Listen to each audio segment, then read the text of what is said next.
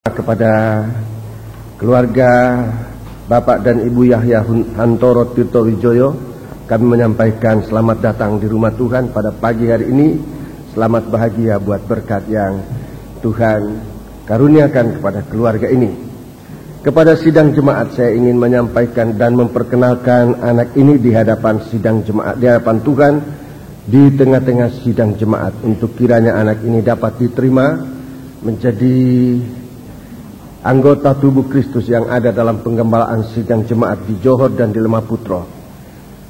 Lewat surat penyerahan anak yang akan saya bacakan dengan nomor 762-PA-P-99, telah diserahkan dalam nama Allah Bapa, Anak laki-laki dan Roh Kudus, yaitu Tuhan Yesus Kristus, pada hari Minggu tanggal 18 Juli 1999 di hadapan sidang jemaat di Gereja Lemah Putro 1 nomor 18 Surabaya. Seorang anak bernama Yuan Yeremia, lahir di Surabaya tanggal 29 Mei 1999. Alamat Jalan Lebak Indah Utara nomor 51 Surabaya. Ayah Y.H. Tirto Wijoyo, Ibu Lilik Susiani Lianto.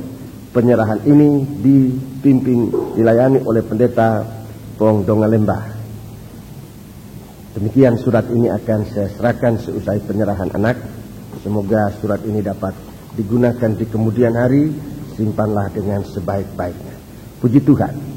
Kepada sidang jemaat seluruhnya, dan juga terutama kepada ibu dan ayah dari anak ini, kita akan mendasarkan penyerahan anak ini di atas firman Allah, di dalam firman Allah yang kita akan bersama-sama membaca dalam Injil Lukas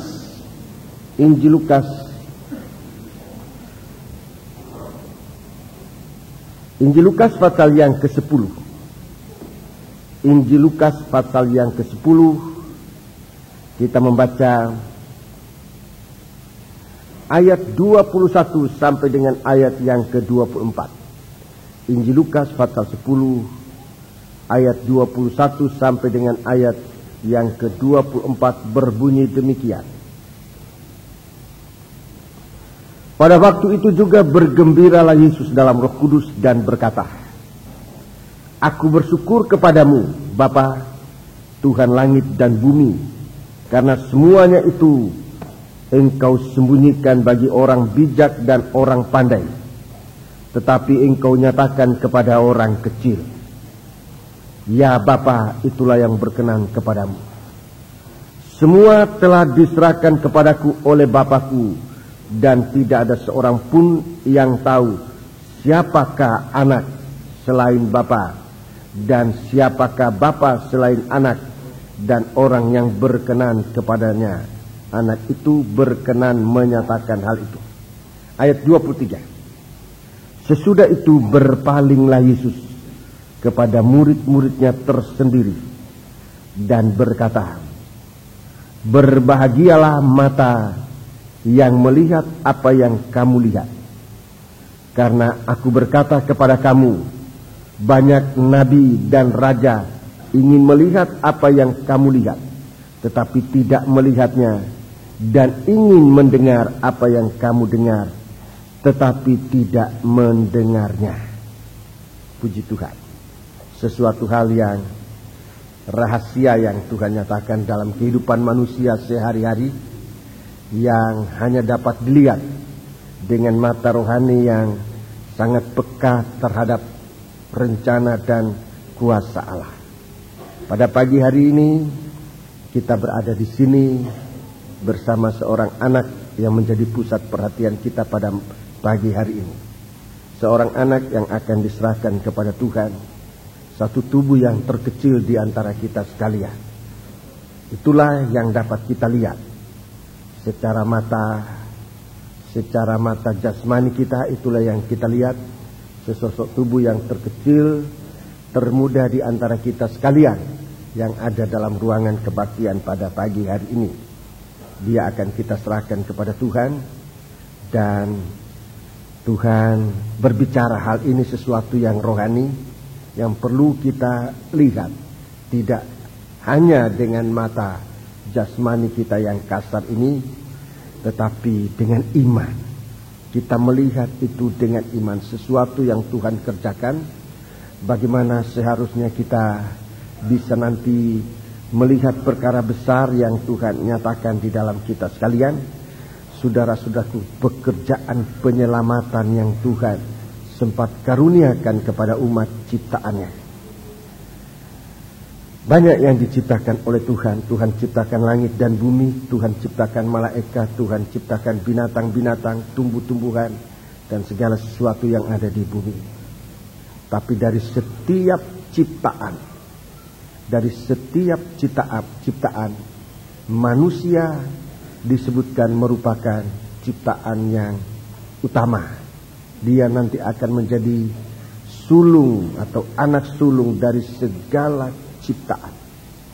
Dari awal saya sudah katakan bahwa anak ini dikaruniakan oleh Tuhan kepada keluarga ini. Dan seorang anak, saudara-saudaraku, ini benar-benar merupakan pemberian Tuhan. Di dalam surat Yakobus pasal 1 disebutkan, lebih baik kita baca ayatnya supaya lebih jelas. Yakobus pasal 1. Yakobus pasal 1. Ayat 16 sampai dengan ayat 18. Saudara-saudara yang kukasihi, janganlah sesat. Setiap pemberian yang baik dan setiap anugerah yang sempurna datangnya dari atas, diturunkan dari Bapa segala terang. Padanya tidak ada perubahan atau bayangan karena pertukaran. Atas kehendaknya sendiri, Ia telah menjadikan kita. Itu perkataan menjadikan. Terjemahan yang lebih tepat dari menjadikan adalah melahirkan kita. Ini yang lebih tepat dari menjadikan. Ia telah melahirkan kita oleh firman kebenaran, supaya kita pada tingkat tertentu menjadi anak sulung di antara semua ciptaannya. Saya katakan perkataan menjadikan menjadi melahirkan kita. Dalam pembacaan Injil Lukas tadi, melahirkan kita lewat firman Allah menjadi orang kecil. Ini bukan artinya orang yang tidak berharga. Justru di dalam kita menjadi seorang yang kecil di hadapan Tuhan. Justru di saat itu kita menjadi pusat perhatian. Di saat kita menjadi kecil di tengah-tengah kerajaan surga, di sana kita menjadi perhatian baik bapa maupun anak, untuk dapat membawa kita kepada suatu hubungan yang terdekat dengan Tuhan. Sama seperti anak ini mendapat kesempatan hubungan terdekat dengan orang tuanya. Saudara-saudaraku, demikianlah juga kita, jika kita dilahirkan oleh firman Allah, kita menjadi yang terkecil untuk bisa masuk di dalam pintu yang kecil dan masuk dalam kehidupan yang kekal. Itulah kehendak Allah. Itulah yang Tuhan ingin kita bisa melihat di hari-hari ini. Sebagaimana anak kecil ini adalah orang yang mendapatkan kesempatan untuk paling dekat dengan orang tuanya, dengan ibunya, lebih dari semua orang yang ada di sini. Saudara-saudaraku, demikianlah Tuhan ingin kita dibuat oleh Tuhan untuk dapat menjadi orang yang kecil, merendahkan diri serendah-rendahnya di hadapan Tuhan. Bukan untuk menghinakan kita, bukan. Tapi justru memberikan kita kesempatan untuk mengenal Dia sejelas-jelasnya. Seperti anak ini dalam kandungan ibunya selama 9 bulan. Waktu dia tidur, waktu ibunya tidur dia ada di situ. Waktu ibunya berjalan kemana pun dia ada di situ. Tidak pernah terlepas. Begitu juga waktu dia sudah lahir menjadi anak yang kecil, masih bayi ini, itu selalu menjadi pusat perhatian dari ibunya. Tidak pernah sedetik pun terlepas dari ingatan ibu.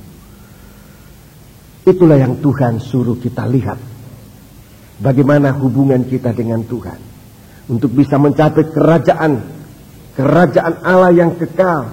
Kita membawa kehidupan kita dikerjakan oleh Tuhan dalam firman-Nya. Melahirkan kita oleh firman-Nya untuk menjadi yang sulung, menjadi yang utama dari segala sesuatu.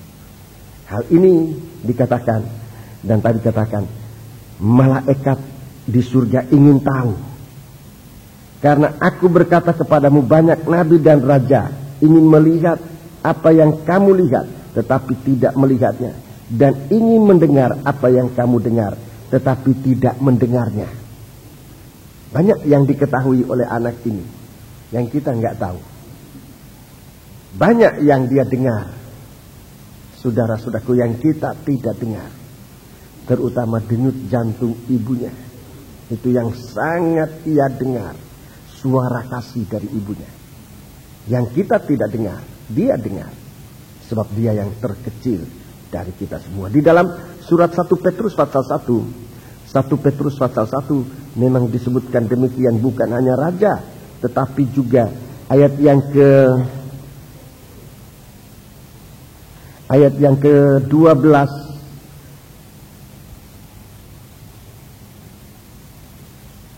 1 Petrus 1 ayat 12, karena mereka telah kepada mereka telah dinyatakan bahwa mereka bukan melayani diri mereka sendiri, tapi melayani kamu dengan segala sesuatu yang telah diberitakan sekarang kepada kamu dengan perantaraan mereka yang oleh Roh Kudus yang telah diutus dari surga, menyampaikan berita Injil kepada kamu, yaitu hal-hal yang ingin diketahui oleh malaikat-malaikat. Injil, firman Allah yang kita terima, mengerjakan di dalam kita, melahirkan kita menjadi seorang yang paling kecil untuk mendengar denyutan jantung hati dari ibunya, untuk bisa mendengar suara detak jantung yang berbunyi tentang kasih dari surga untuk kita sekalian. Itu sebabnya saudara-saudaraku, dalam kesempatan pagi hari ini, dalam penyerahan anak ini, kita diajar oleh Tuhan untuk bagaimana kita sekarang berada dalam kandungan firman Allah, untuk mendengarkan firman Allah. Setiap berita firman Allah merupakan denyutan jantung dari Tuhan untuk menyatakan kasih Allah dalam kehidupan kita. Kalau Tuhan lewat firman-Nya menyatakan dosa kita, itu adalah denyutan jantung yang bicara tentang kasih-Nya. Kalau Dia tidak mengasihi kita, Dia tidak ingin menyatakan dosa kita untuk kita sadari. Kalau Dia menyatakan teguran lewat firman-Nya, itu pun denyutan jantung yang menyatakan kasih Allah dalam kita. Kalau Ia menasihati kita, itu juga merupakan kasih Allah yang Tuhan nyatakan kepada kita. Hanya orang yang mau merendahkan diri serendah-rendahnya di bawah kaki Tuhan mengerti semua ini. Tapi kalau kita tidak mau merendahkan diri menjadi orang yang kecil, waktu firman Allah disampaikan menyatakan dosa kita tidak bisa terima. Apalagi kalau teguran, kita akan menolak teguran itu. Apalagi kalau nasihat, kita akan mengingkari nasihat Tuhan. Banyak kali itulah keadaan kita manusia, mengingkari firman Tuhan. Nanti dosa saya ditegur, nanti saya dinasihati, dan kalau nasihat itu berat, saya tidak mampu lakukan. Tapi kalau kita mau, saudara-saudaraku, kalau kita mau untuk merasakan kasih Allah, jadilah orang yang terkecil.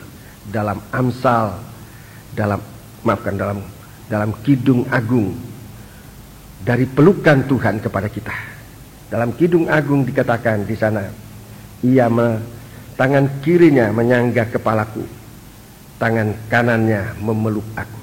Jadi satu sikap ya seperti ibu ini. Anak ini kepalanya di tangan kiri, tangan kanan memeluk aku. Itu artinya menaruh telinga kita terdekat pada jantung hati. Kalau saudara mungkin tanpa sadar kalau menggendong anak, umumnya demikian dalam sikap seperti itu. Kepala ditaruh di tangan kanan, tangan kiri, tangan kanan memeluk aku. Mendekatkan telinga anak ini pada denyutan jantung ibu. Hanya anak kecil yang dilakukan demikian ini. Saudara-saudaraku, begitu indah kasih Tuhan dalam kita sekalian. Semakin jelas firman Allah kita dengar, semakin jelas kasih Tuhan. Semakin kita menempatkan diri menjadi yang terkecil, semakin kita mengerti kasih Allah. Di saat kita difitnah, di saat kita dihina, di saat kita dalam penderitaan, di mana kita mengecilkan diri kita sekecil-kecilnya di hadapan Tuhan, di sanalah kita merasakan semua kasih Allah. Tidak ada sedenyut jantung pun yang terlewatkan dari pendengaran kita. Tadinya anak ini dalam kandungan, dia langsung merasakan denyutan jantung ibunya. Setelah dia dilahirkan, dia masih berada dalam posisi yang terdekat dengan denyutan jantung ibu. Bicara tentang kasih yang setulus-tulusnya, tidak dapat didustai. Tidak dapat didustai. Itulah firman Allah. Kebenaran firman Allah menyatakan kasih Allah kepada kita sekalian. Itu sebabnya dalam keadaan apapun kita berada, dekatkan diri kita kepada firman. Banyak kali kita berlaku salah, berlaku keliru. Dalam percobaan kita jauh dari denyutan jantung Tuhan, dari firman, sehingga kita tidak mengerti kasih. Dalam percobaan banyak kali kita merasa seperti kita dihukum oleh Tuhan. Kita tidak mengerti kasih Allah di saat dalam penderitaan, sebab kita menjauhkan diri dari Tuhan. Tapi kalau dalam percobaan, dalam penderitaan, dalam keadaan kita difitnah, dihina, kita mendekatkan diri kita kepada firman Allah, kita akan mendengarkan suara kasih dari Allah, merupakan denyutan jantung yang menyatakan aliran kasih Tuhan tidak pernah putus dalam kehidupan kita sekalian. Demikian saudara-saudaraku, kepada kita manusia diizinkan mengalami ini. Dan Rasul Petrus mengatakan, seandainya malaikat diizinkan bisa merasa semacam ini, dia ingin mendengar ini, tapi malaikat tidak mendapat kesempatan. Coba malaikat begitu berbuat dosa, berbuat kesalahan, mereka langsung dihukum untuk tidak pernah bisa menerima pengampunan. Lain dengan manusia. Manusia ini sekalipun sudah berdosa, masih ya diizinkan oleh Tuhan untuk mendengar firman. Dan kalau dia bisa mendengar firman, dia menyadari kesalahannya, dia mengaku di hadapan Tuhan, dia masih mendapat kesempatan untuk diampuni, bahkan diubahkan untuk satu waktu menjadi suci sama seperti Tuhan suci adanya. Ini tidak dimiliki oleh malaikat, hanya manusia. Seandainya malaikat diizinkan mendengar apa yang kita dengar pada pagi hari ini, mereka ingin mendengar, tapi Rasul Paulus mengatakan mereka tidak dapat mendengar hal ini. Ini hanya untuk kita sekalian umat manusia ini. Puji Tuhan. Sebab itu nanti kita akan langsung dalam mendengarkan firman Tuhan. Gunakanlah kesempatan ini sebaik-baiknya untuk bisa mendengar firman Tuhan. Para tua-tua, saya mohon maju ke depan. Mari kita berdiri bersama-sama. Ayah dari anak ini silakan berlutut di bawah kaki Tuhan. Bapak Tandayu saya undang juga.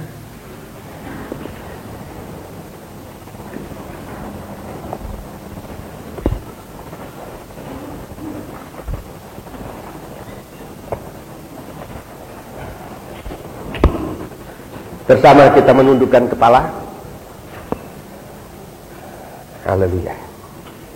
Bersatu hati kita berdoa. Kita akan mendoakan ibu dan ayah dari anak ini untuk mereka bisa menyerahkan anak ini kepada Tuhan sungguh-sungguh dengan mengasihi Tuhan, untuk mereka bisa mengasihi anak ini dengan sebaik-baiknya. Kita mendoakan anak ini, semoga anak ini tetap dalam pelukan Tuhan, dalam tangan Tuhan, sekarang dan selanjutnya sampai Tuhan datang, kita masuk dalam kerajaan yang kekal.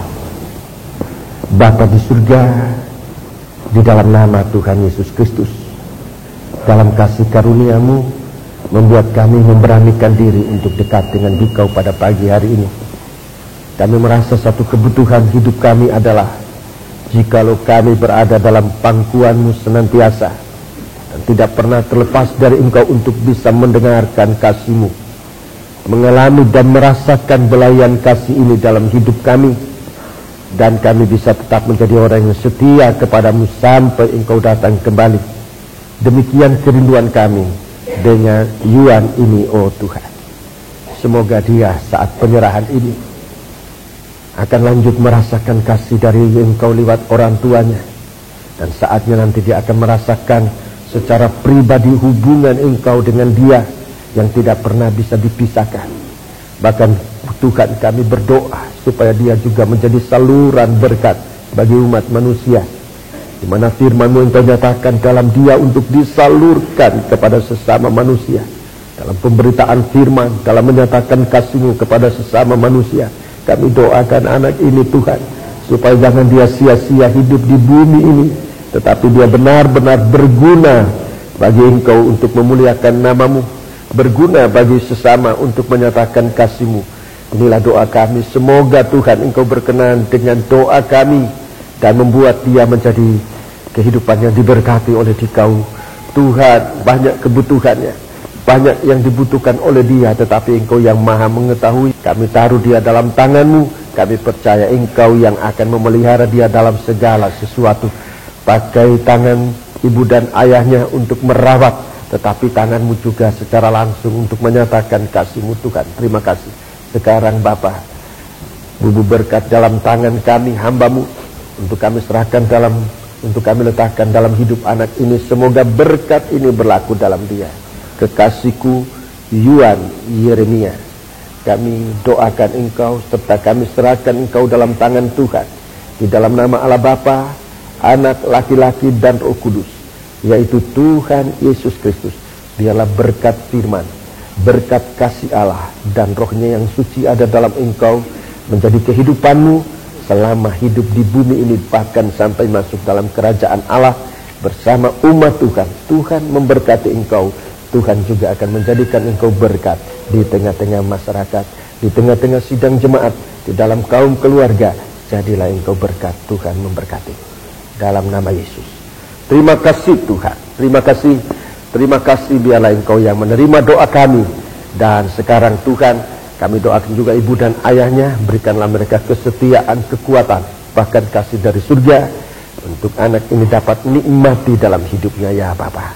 Terima kasih Tuhan. Lanjutan ibadah kami juga berdoa, biarlah Engkau yang akan mengurapi kami sekalian, baik hamba-Mu dalam menyampaikan firman, maupun sidang jemaat dalam mendengarkan firman, agar kami semua sampai pada pengertian dan sampai pada iman untuk kami melakukan firman-Mu dalam hidup kami. Terima kasih Tuhan, terima kasih. Dalam nama Yesus, segala kuasa-kuasa kegelapan yang bisa mengganggu, bisa menggoda kami, Tuhan, kami panggil nama Engkau buat usir dia. Di dalam nama Tuhan Yesus Kristus, segala setan kami perintahkan kami semua dalam nama Yesus, pergi. Darah Yesus yang berkuasa. Terima kasih Tuhan, haleluya. Dalam nama Yesus kami sudah berdoa, haleluya, amin. Sidang jemaat yang dikasihi Tuhan, kita akan lanjut dengan memeriksa firman Tuhan. Marilah kita bersama-sama memeriksa di dalam Kitab Wahyu. Kitab Wahyu pasal yang ke-21. Kitab Wahyu pasal yang ke-21. Wahyu pasal yang ke-21. Bicara tentang sinar kemuliaan Tuhan. Istilah aslinya disebut Shekinah Glory. Ini bahasa Ibrani. Shekinah Glory atau sinar kemuliaan.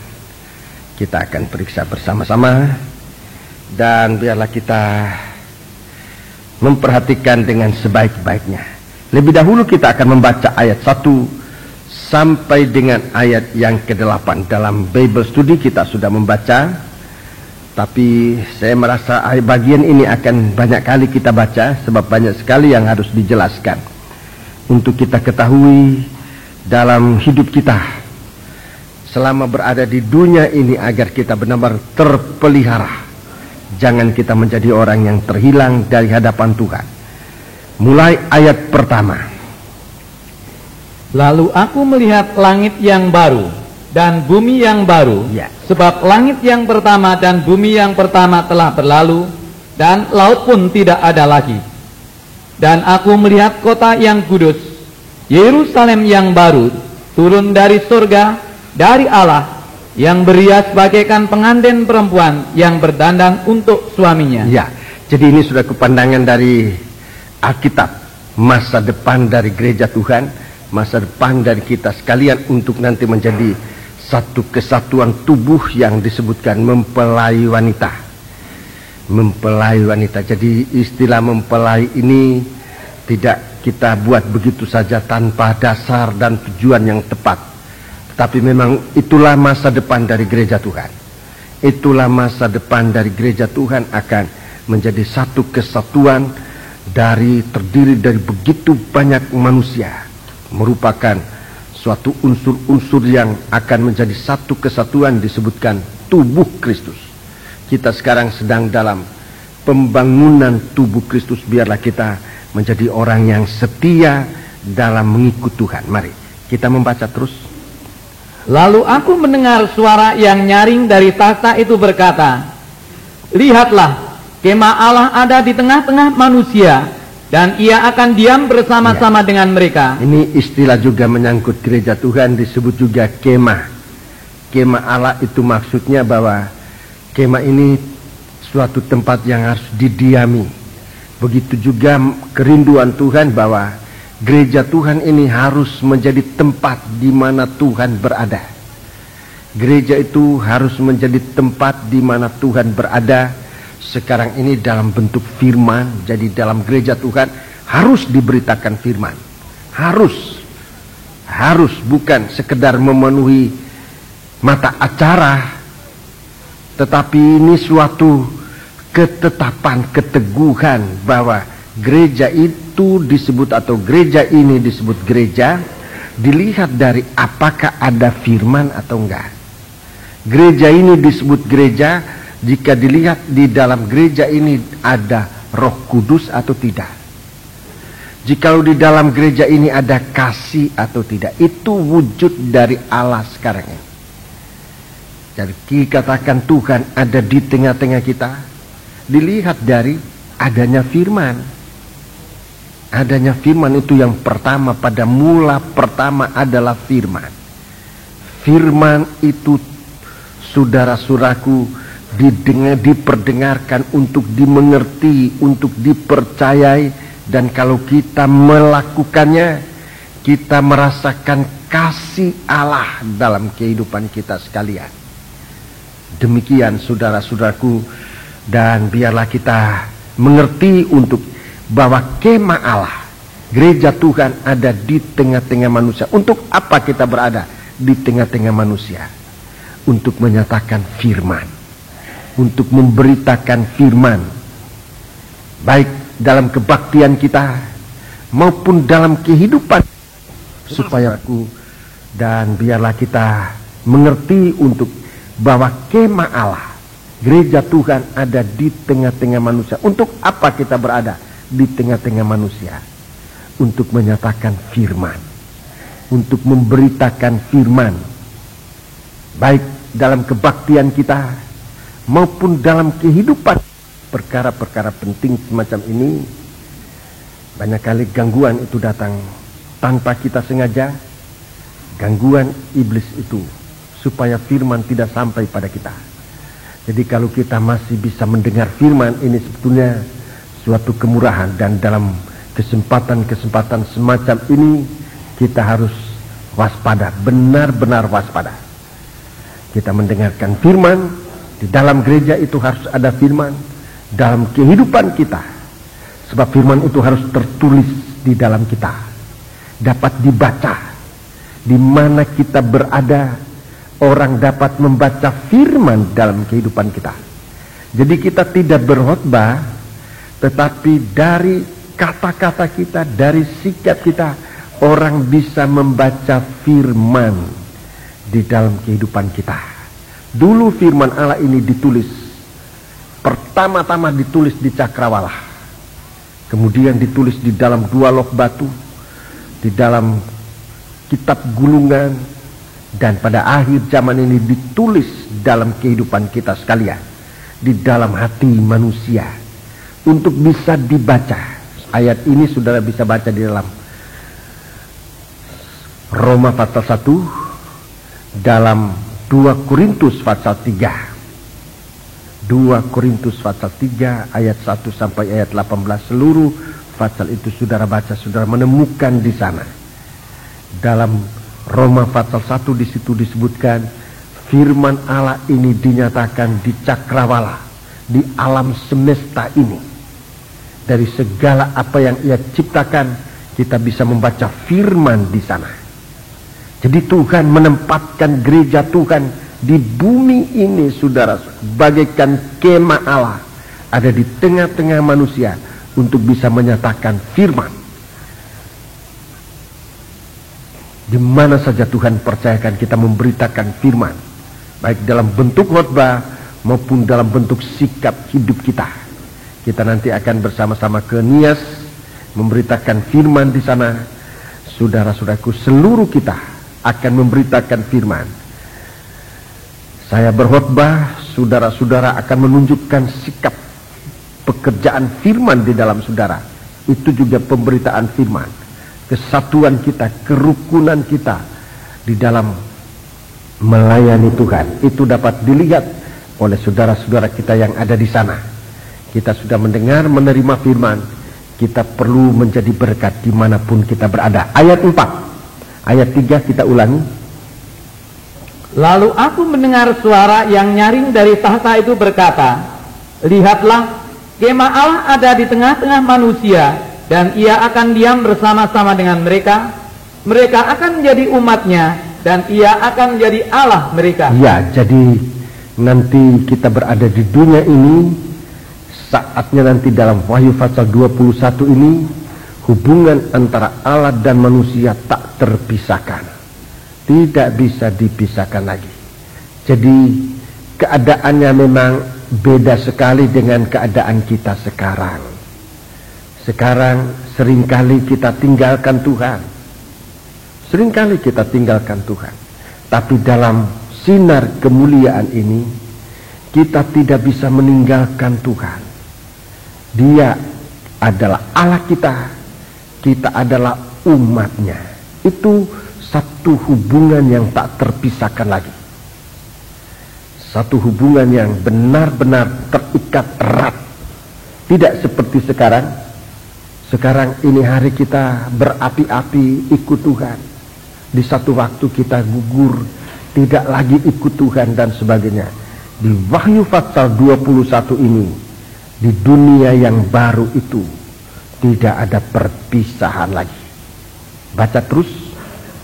Dan ia akan menghapus segala air mata dari mata mereka, dan maut tidak akan ada lagi. Tidak akan ada lagi perkabungan, atau ratap tangis, atau duka cita, sebab segala sesuatu yang lama itu telah berlalu. Ya, segala sesuatu yang lama telah berlalu. Baca terus.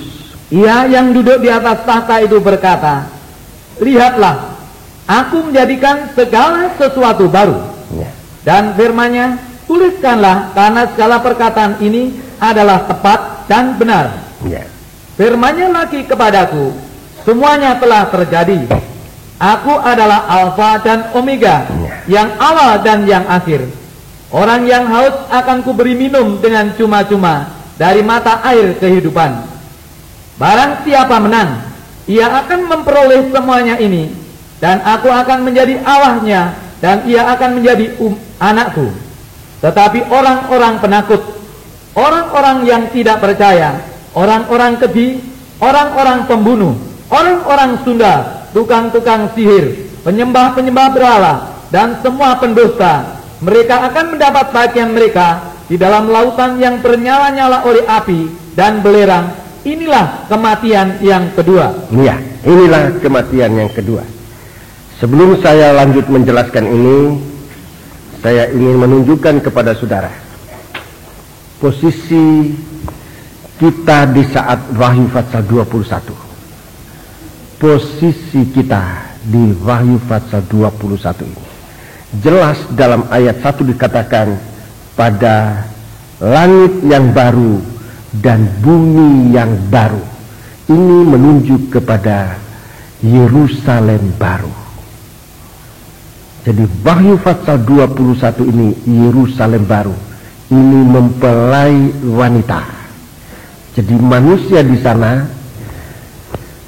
manusia di sana dalam kedudukan sebagai mempelai. Di sini yang disebut mempelai. Sekarang kepada sidang jemaat saya ingin menunjukkan perbedaan antara Wahyu 12. Wahyu 12 gambarnya itu, saudara-saudaraku, dan Wahyu pasal 21. Ini merupakan suatu perbedaan pendapat banyak, bukan hanya dalam kalangan anggota sidang jemaat, tetapi sampai kepada hamba-hamba Tuhan. Dari pandangan ini kita melihat bahwa yang disebut mempelai wanita itu yang hubungannya begitu kuat, yaitu kita lihat ayat pasal 21 ini, ya. Jadi kalau berbicara tentang mempelai wanita, itu harus berangkat dari Wahyu pasal 21.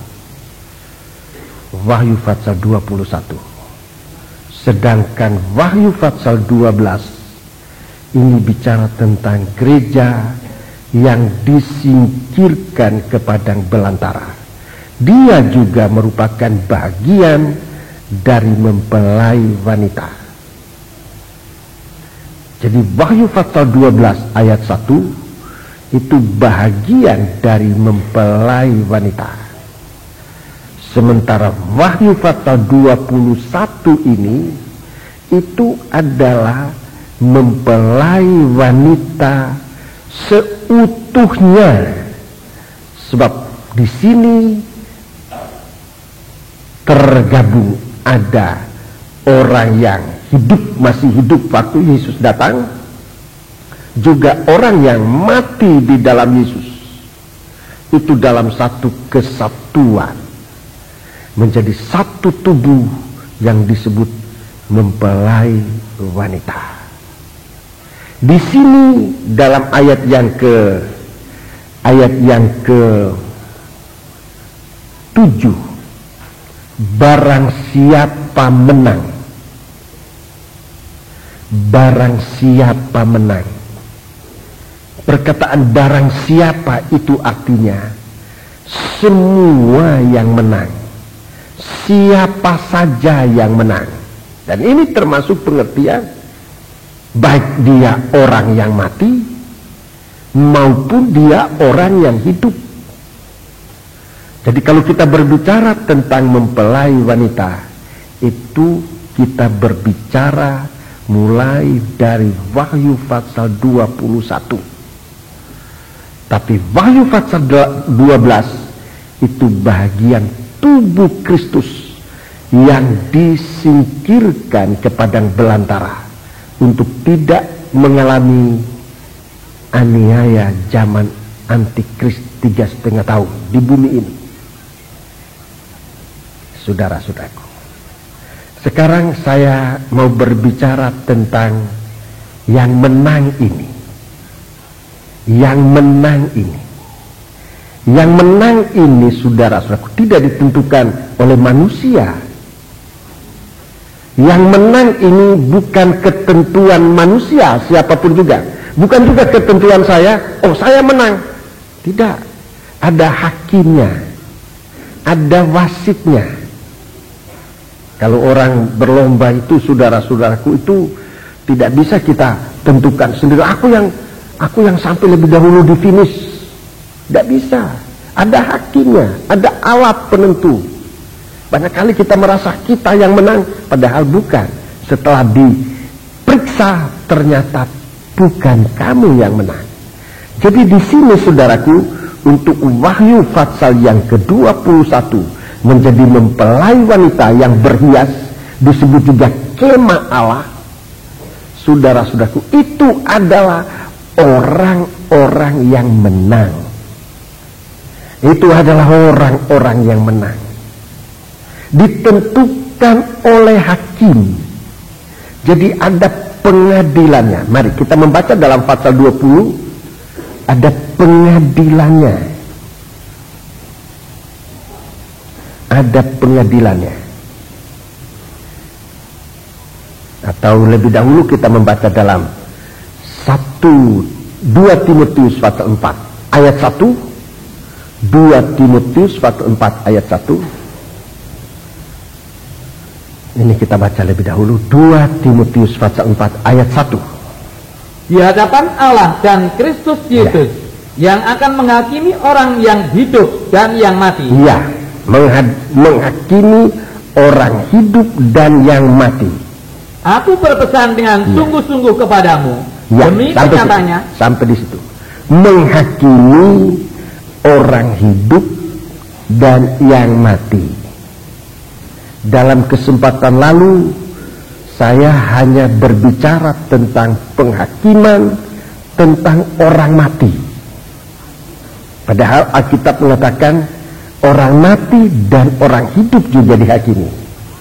Orang mati dan orang hidup dihakimi. Saya nanti akan tunjukkan, sebab memang waktu itu saya belum menemukan pengertiannya yang sejelas-jelasnya.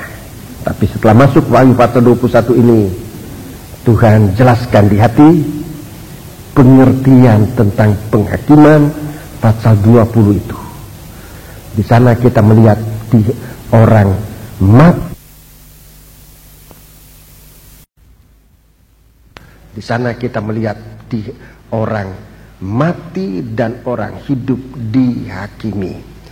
Sebuah pasal ayat lagi, 2 Petrus 4 ayat 5. Maafkan. 1 Petrus pasal 4 ayat 5. 1 Petrus 4 ayat 5.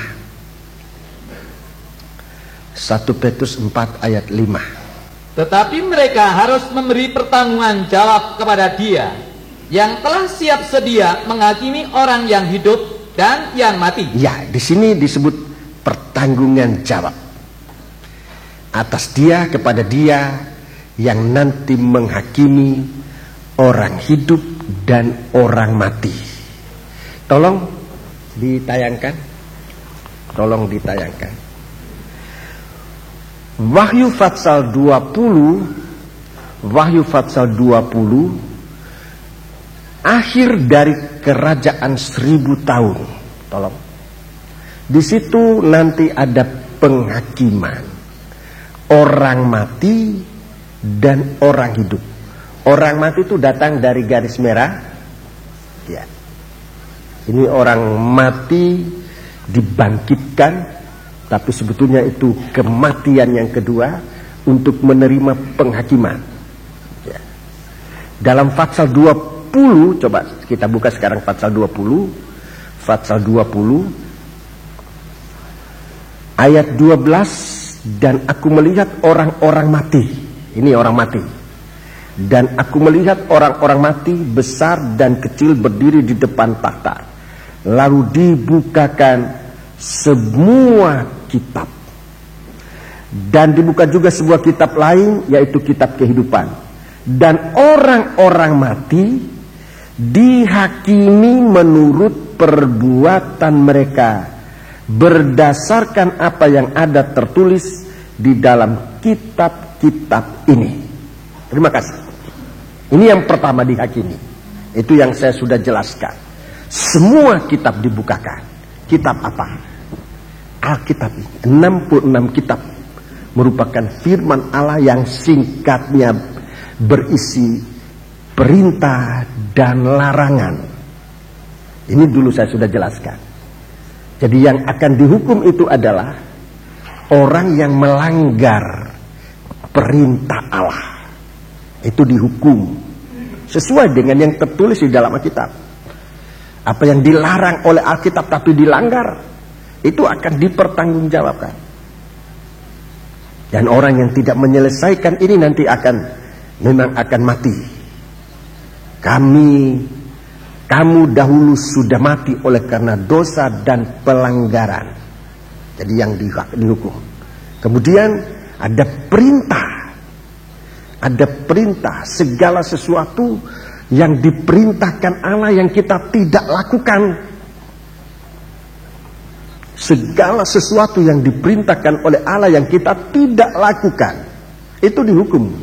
Salah satu contoh, hormati ibu dan ayahmu. Ini salah satu contoh. Ini perintah. Ini perintah Allah. Hormati ibu dan ayahmu. Ini perintah Allah. Kemudian kalau menghormati, katakan kamu punya umur diperpanjang.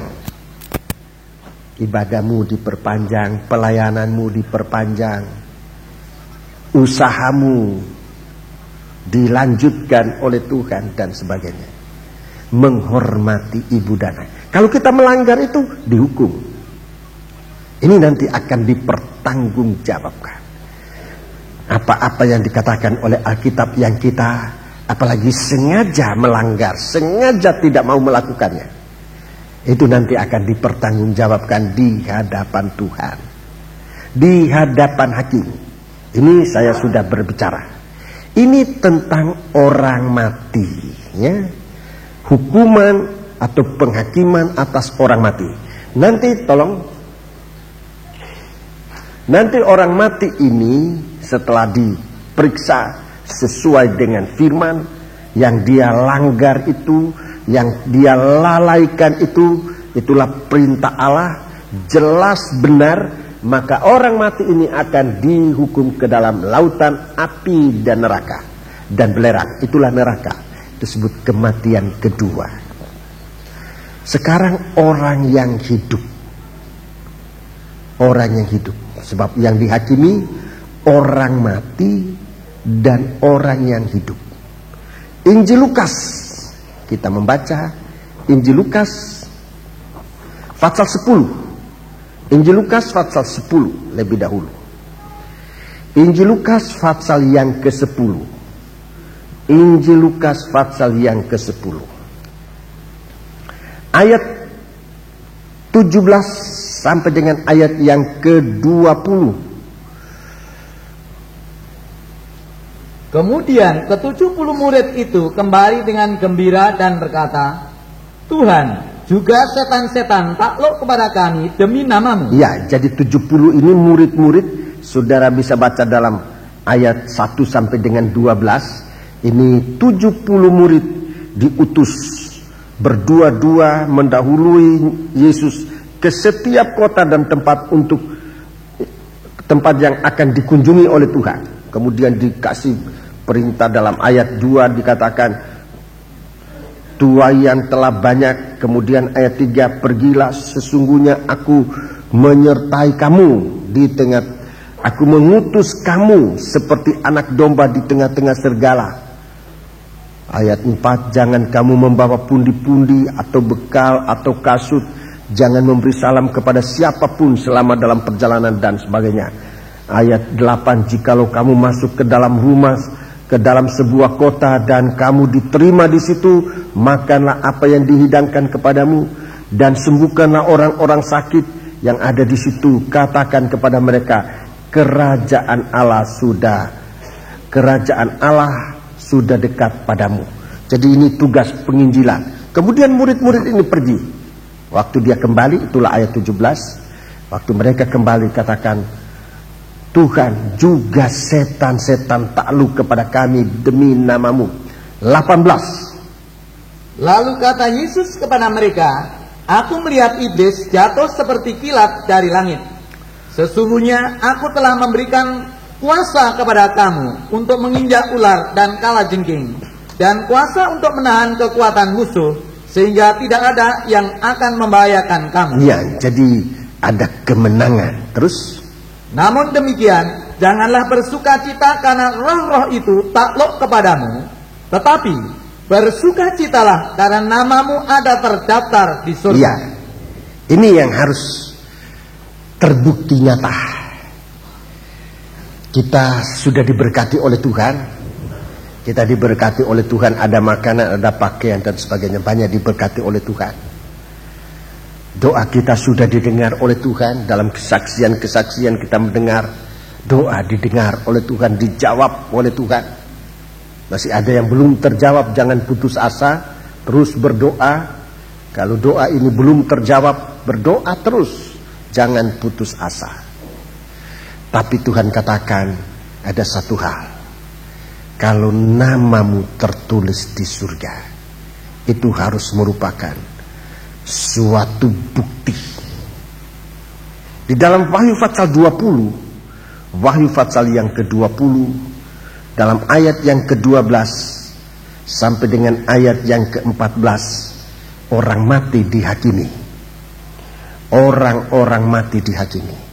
Itu ayat 12 sampai ayat 14. Tetapi ayat 15, tolong baca ayat 15.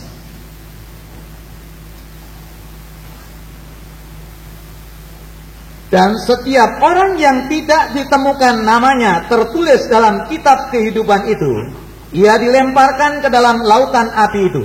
Iya, dilemparkan. Ini waktu Tuhan mengajar di dalam pengajaran tentang perkawinan anak raja, dia berbicara tentang ini, bahwa ada orang masuk ke dalam perjamuan malam itu tidak memakai pakaian perkawinan. Lebih baik, karena ini suatu pengajaran, saya lebih baik tunjuk ayatnya, sekalipun saudara sudah tahu, tapi saya harus mempertanggungjawabkan penjelasan ini dengan ayat dalam Alkitab.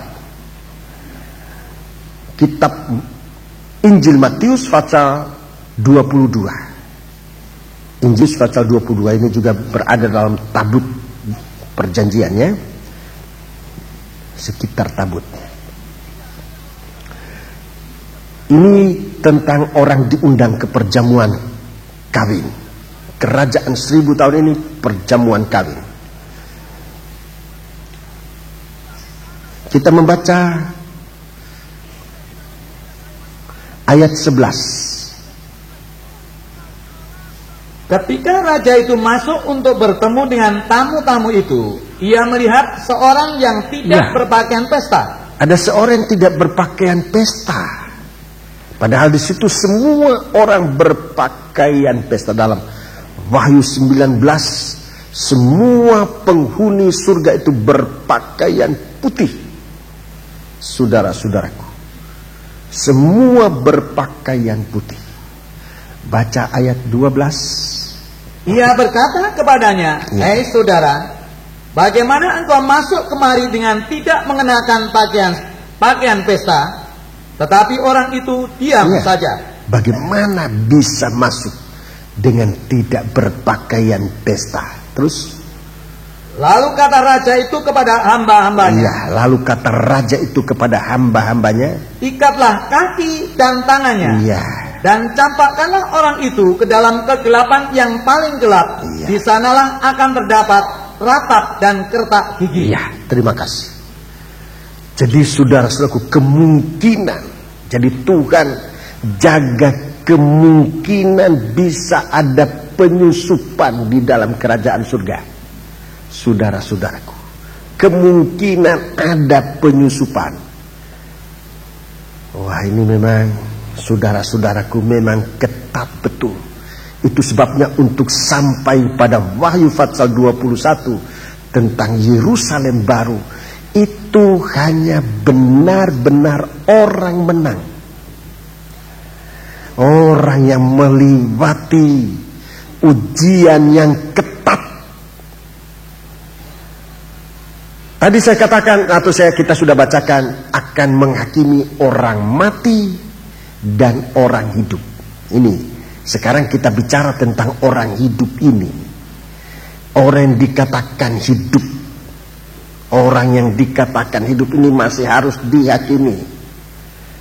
Saudara-saudaraku, orang yang hidup ini itulah orang yang menang. Tapi bukti kemenangan ini, saudara-saudaraku, bukti kemenangan ini terdapat dalam apakah nama kita ada di dalam kerajaan surga. Haleluya. Kita sekarang dikatakan hidup.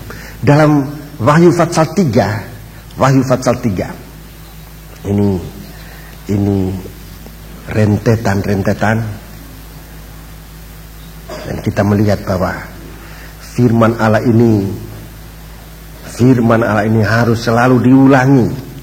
Jadi kita tidak bisa mengatakan saya sudah tamat buku ini atau kitab ini atau surat ini. Kita selalu bisa melihat di satu waktu sebelum Tuhan datang penjelasan.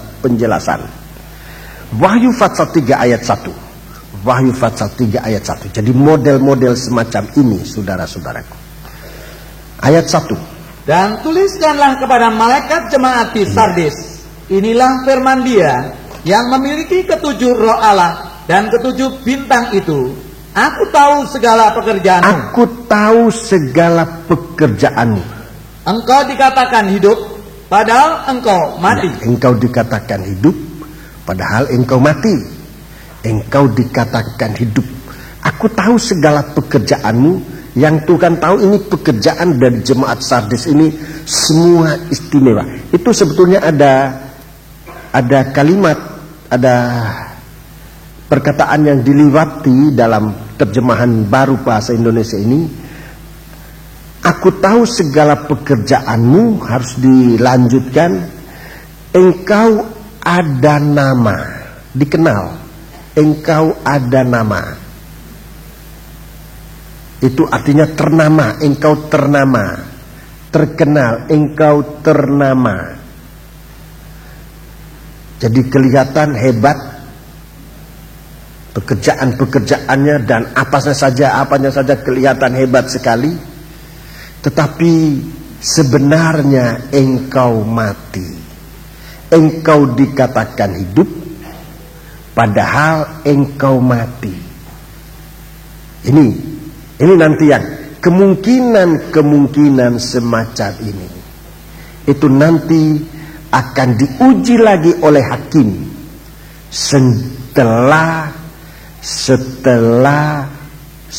tahun. Tolong. Setelah 1000 tahun. Ya. Tolong tunjukkan titik setelah 1000 tahun. Iya.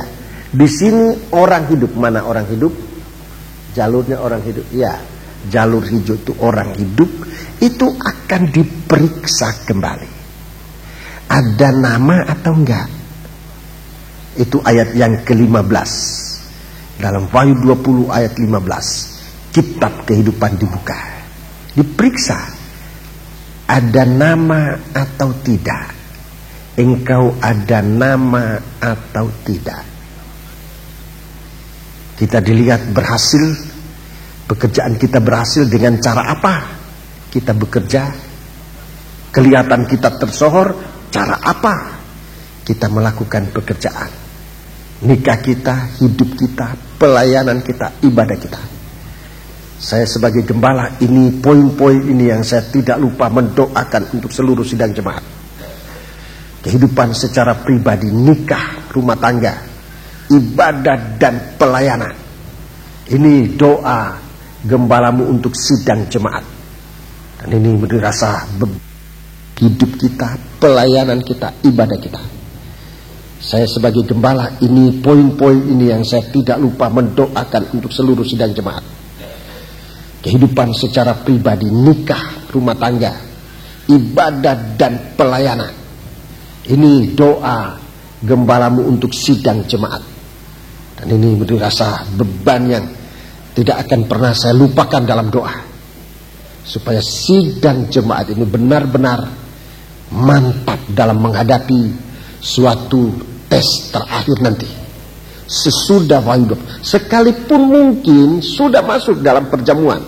Seperti seperti Injil Matius pasal 22 itu. Sudah ada dalam perjamuan. Tetapi setelah diperiksa ternyata kok tidak pakaian pesta.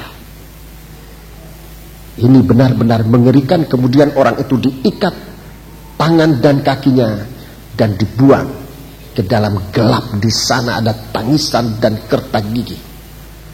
Saudara-saudaraku, jadi untuk masuk Wahyu pasal 21 ini, itu kemenangan.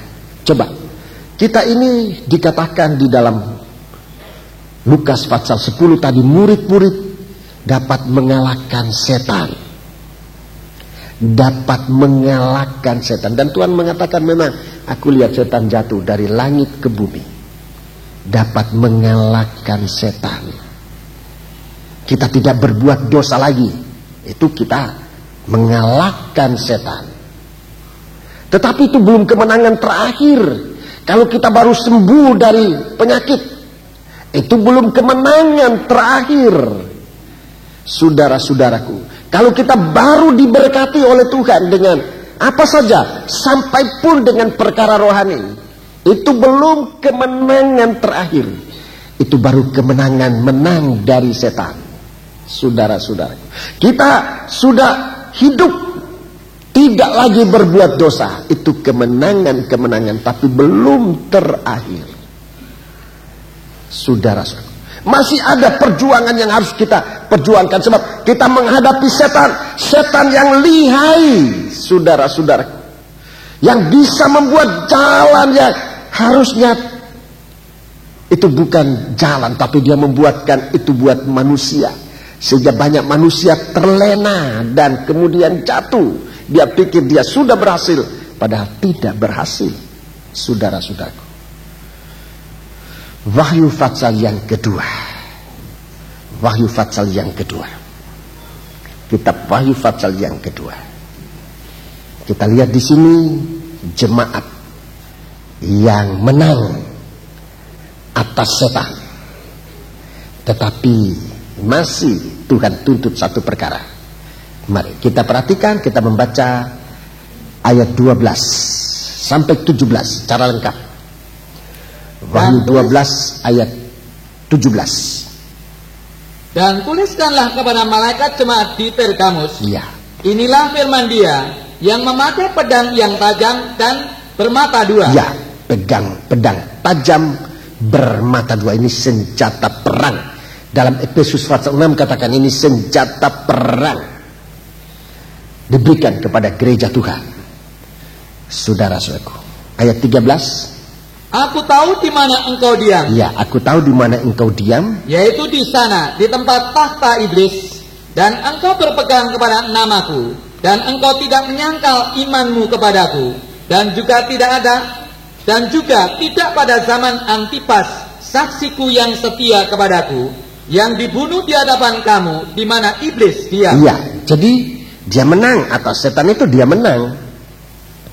Tetapi belum kemenangan terakhir. Ayat 14. Tetapi aku mempunyai beberapa keberatan terhadap engkau. Aku punya keberatan. Engkau punya iman. Engkau menang atas setan. Engkau punya pedang. Saudara-saudaraku, baca terus. Tetapi aku mempunyai beberapa keberatan terhadap engkau. Di antaramu ada beberapa orang yang menganut ajaran Bileam. Iya, ajaran Bileam. Terus? Yang memberi nasihat kepada Balak untuk menyesatkan orang Israel. Ini soal penyesatan. Terus?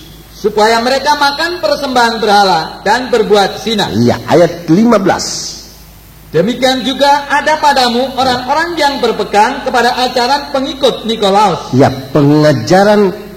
pengikut pengajaran Nikolaus sebetulnya yang aku benci, juga sama dengan ayat 6, pengajaran Nikolaus itu dibenci oleh Tuhan. Baca terus. Sebab itu bertobatlah. Bertobatlah. Jika tidak demikian, aku akan segera datang kepadamu. Iya. Dan aku akan memerangi mereka dengan pedang yang di mulutku ini. Iya, baca terus. Siapa bertelinga, hendaklah ia mendengarkan apa yang dikatakan Roh kepada jemaat-jemaat. Barang siapa menang, kepadanya akan kuberikan dari mana yang tersembunyi. Iya. Dan aku akan mengaruniakan kepadanya batu putih yang di atasnya tertulis nama baru, yang tidak diketahui oleh siapapun selain oleh yang menerimanya. Ya, terima kasih. Ini kemenangan terakhir. Ini kemenangan terakhir. Sampai kita memiliki nama baru. Sampai kita memiliki nama yang baru. Berpegang teguh pada pengajaran firman Allah yang murni, yang benar sebenar-benarnya. Sebab akhir zaman setan akan datang dengan ini. Rasul Paulus menulis itu di dalam 2 Korintus pasal 11. Setan itu masih akan datang dalam bentuk seorang malaikat terang. Dia akan menipu sidang jemaat dengan menampilkan Kristus yang lain, dengan menampilkan Injil yang lain, dengan menampilkan roh yang lain. Ini yang sekarang sedang merajalela, saudara-saudaraku. Dan kalau kita bisa menang atas ini, itulah kesempatan kita bisa menerima batu putih yang di atasnya tertulis nama baru. Orang lain tidak tahu, cuma orang yang menerima itu. Cuma kita yang menerima itu, yang tahu nama apa yang tertulis di situ. Jadi saudara-saudara kita perhatikan ini, kemenangan ini.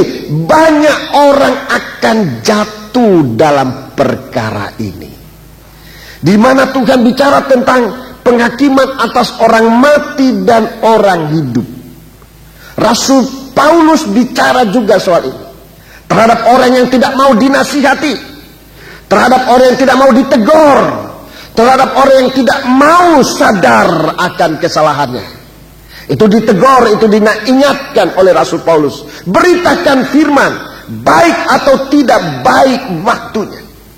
Ini orang yang menolak ini dikatakan dia mati. Tetapi orang yang lain dikatakan ada datang, akan saatnya datang. Orang tidak tahan. Tidak tahan apa? Tidak tahan pengajaran yang benar. Orang tidak bisa tahan pengajaran yang benar, dan dia gugur. Dia akan pergi dan menerima ajaran-ajaran yang lain. Saudara-saudaraku, dia tidak menerima nama. Kalah dengan adanya pengajaran-pengajaran yang sesat itu, dia tidak menang. Tetapi kemenangan yang Tuhan mau nyatakan kepada kita adalah satu kemenangan yang buktikan dengan kesetiaan kita pada pengajaran. Lebih baik kita baca itu 2 Timotius pasal 4. Ini Tuhan hadapkan kepada orang mati maupun orang hidup. Kepada orang mati maupun orang hidup. Kita baca ayat 1, mulai ayat 1. Di hadapan Allah dan Kristus Yesus. Iya, di hadapan Allah dan Kristus Yesus yang akan menghakimi orang yang hidup dan yang mati. Terima kasih. Di hadapan Allah dan Yesus Kristus yang akan menghakimi orang hidup dan orang mati. Tolong tunjukkan. Yang akan menghakimi orang hidup dan orang mati. Orang mati dulu? Iya, itu akan dihakimi. Orang hidup? Iya. Satu pada poin yang sama. Kita akan dihakimi. Orang hidup, orang mati. Orang mati mempertanggungjawabkan dosa-dosa pelanggarannya. Tapi orang hidup, apakah benar dia sampai pada akhirnya berpegang teguh pada pengajaran firman atau tidak? Baca terus. Aku berpesan dengan sungguh-sungguh kepadamu, demi penyataannya dan demi kerajaannya. Iya, demi penyataan dan demi kerajaan. Mana kerajaan itu? Kerajaannya 1000 tahun. Iya. Demi kerajaan, aku menyatakan demi kerajaan Tuhan. Mulai dari kerajaan 1000 tahun nanti sampai di Yerusalem baru. Aku menyatakan ini demi kerajaannya. Terus? Beritakanlah firman. Beritakan firman. Sedialah baik atau tidak baik waktunya. Baik atau tidak baik waktunya. Nyatakanlah apa yang salah. Nyatakan apa yang salah. Supaya manusia ini tidak nanti berdalih tentang dosa. Aku tidak tahu. Sekarang diberitakan lewat firman. Nyatakan firman. Beritakan firman. Terus? Nyatakanlah apa yang salah. Nyatakan yang salah. Tegurlah. Tegur. Dan nasihatilah. Iya. Dengan segala kesabaran dan pengajaran. Dengan pengajaran. Sampaikan pengajaran. Pengajaran mana yang bisa membuat orang sadar akan kesalahannya? Pengajaran yang benar. Pengajaran yang disampaikan dalam urapan Roh Kudus. Dipakai untuk menegur, dipakai untuk menasihati. Ini supaya kita jangan mati. Baca ayat 3. Karena akan datang waktunya. Akan datang waktunya. Orang tidak akan lagi menerima ajaran sehat. Orang tidak mau menerima ajaran sehat. Tetapi mereka akan mengumpulkan guru-guru menurut kehendaknya untuk memuaskan keinginan telinganya. Mereka akan memalingkan telinganya dari kebenaran dan membukanya bagi dongeng. Ya, terima kasih. Membukanya bagi dongeng. Saudara-saudaraku. Dan ini yang perlu diperhatikan. Bahwa sampai sejauh mana pengikutan kita kepada Tuhan. Sejauh mana pengikutan kepada kita pada Tuhan. Kalau Tuhan sekarang sudah memberikan kita kemenangan. Di atas kemenangan itu kita bertanya lagi. Apakah kita masih tetap setia pada pengajaran atau tidak? Itu perlu ditanyakan dalam diri kita. Jangan nanya orang lain, tanya diri sendiri. Jangan nunjuk orang lain, oh dia ini yang kena firman. Tidak. Kita harus tunjuk pada diri sendiri. Sekarang kita dipakai oleh Tuhan. Dalam Wahyu pasal 3. Kita dipakai oleh Tuhan. Tuhan tahu apa yang kita lakukan. Tetapi bagaimana sekarang keteguhan kita pada pengajaran firman. Jemaat sadis yang kelihatan jemaat hidup. Tetapi ternyata di dalam jemaat hidup itu hanya sedikit. Hanya sedikit yang berpakaian putih. Hanya sedikit. Dan dialah yang nanti akan berjalan. Hanya sedikit yang mempunyai nama yang sesungguhnya. Yang lain itu akan terhilang. Ulangi Wahyu pasal 3. Kita kembali Wahyu pasal 3. Saudara lihat, saudaraku. Ini yang sekarang Tuhan sedang menghakimi kita. Supaya kita tahu. Nanti di muka tahta itu. Kita bisa membuktikan keteguhan kita akan pengajaran firman Allah. Baca ayat. Tadi sampai ayat yang pertama. Sekarang ayat 2. Bangunlah dan kuatkanlah apa yang masih tinggal.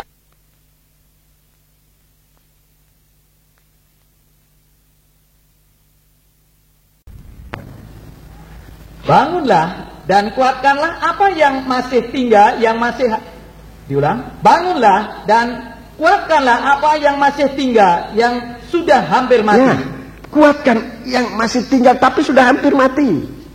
Sudah hampir mati. Tapi masih hidup. Tapi hampir mati. Kuatkan yang hampir mati itu. Terus? Sebab tidak satu pun dari pekerjaanmu aku dapati sempurna di hadapan Allahku. Iya, 3. Karena itu ingatlah bagaimana engkau telah menerima dan mendengarkan. Turutilah dan bertobatlah. Karena jikalau engkau tidak berjaga-jaga, aku akan datang seperti pencuri, dan engkau tidak tahu pada waktu manakah aku tiba-tiba datang kepadamu. Ayat 4. Tetapi di Sardis ada beberapa orang yang tidak mencemarkan pakaiannya. Ya, hanya ada beberapa orang yang tidak mencemarkan pakaiannya. Mereka akan berjalan dengan aku dalam pakaian putih. Karena mereka adalah layak untuk itu. Terus? Barang siapa menang, ia akan dikenakan pakaian putih yang demikian. Iya. Aku tidak akan menghapus namanya dari kitab kehidupan, melainkan aku akan mengaku namanya di hadapan Bapakku dan di hadapan para malaikatnya. Siapa bertelinga, hendaklah ia mendengarkan apa yang dikatakan Roh kepada jemaat-jemaat. Iya, terima kasih. Jadi ini saudaraku, ini nanti merupakan suatu pertanggungan jawab. Sejauh mana kita ini tetap mengaku. Masih ada kesempatan ini. Mungkin di waktu lalu kita goyah, kita menyangkal Tuhan, kita meninggalkan Tuhan. Tapi sekarang Tuhan masih izinkan kita hidup di bumi Surabaya, di jemaat ini kita masih digembalakan oleh Tuhan, masih diberitakan firman Tuhan, kesempatan untuk mengembalikan posisi kita pada keadaan yang sebenarnya, mumpung masih ada waktu. Saudara-saudara, Tuhan mau berikan kita kesempatan ini supaya nama ini jangan dihapus. Nanti pada masa pengadilan orang hidup yang akan diperlihatkan ini, apa pakaian kita ini masih tetap putih atau sudah bernoda? Ini harus dipertanggungjawabkan nanti. Ini suatu penghakiman untuk orang hidup. Jadi untuk orang hidup ini, coba betul, untuk orang hidup, dia melewati 2 zaman dengan nama ini. 2 zaman. Untuk sampai Fatsal 21, Fatsal 21 di sini, iya, sesudah. Dia melewati 2 zaman. Zaman pertama 3,5 tahun. 3,5 tahun. Zaman pertama, zaman 3,5 tahun, iya. Itu zaman aniaya, zaman sengsara. Itu bisa dilewati dengan 2 cara. Zaman ini bisa dilewati dengan 2 cara. Pada Bible Study saya sudah sampaikan, tidak mengapa saya ulangi. 2 cara untuk melewati, yaitu pertama dengan keubahan. Kalau kita berubah, kita tidak usah masuk, di situ. Kita diangkat, kita disingkirkan ke padang belantara. Mana penyingkiran? Atas penyingkiran, ya. Kita disingkirkan ke padang belantara. Ini orang-orang mengalami keubahan, tidak lagi punya tubuh daging, tetapi punya tubuh rohani. Tubuh rohani yang pernah dipertunjukkan oleh Tuhan terutama kepada Thomas. Ayo, mana Thomas? Kamu bilang kalau aku tusukkan jariku di lambungnya, di tangannya, sekarang ayo. Itu tubuh Yesus waktu bangkit. Tubuh yang tidak berdosa. Tubuh itu yang kita akan miliki masuk dalam kerajaan 1000 tahun. Tubuh yang tidak berdosa. Saudara, masih di bumi ini. Kerajaan 1000 tahun itu masih di bumi. Tetapi satu kerajaannya benar-benar dilindungi, dipelihara oleh Tuhan. Jauh dari mata setan. Setan tidak bisa lagi sebab setan sudah dibelenggu.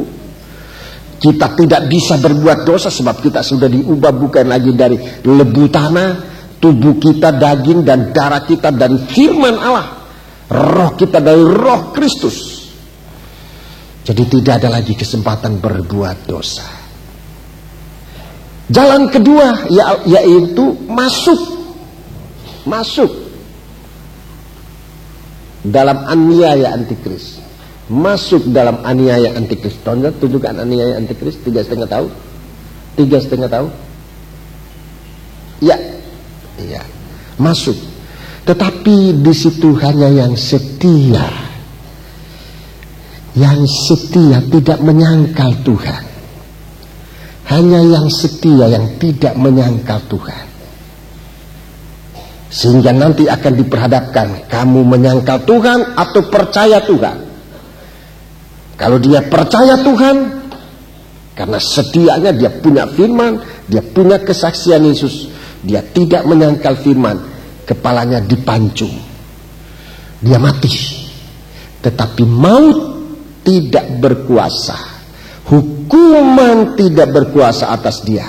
Dia nanti akan dibangkitkan waktu Yesus datang untuk masuk kerajaan 1000 tahun.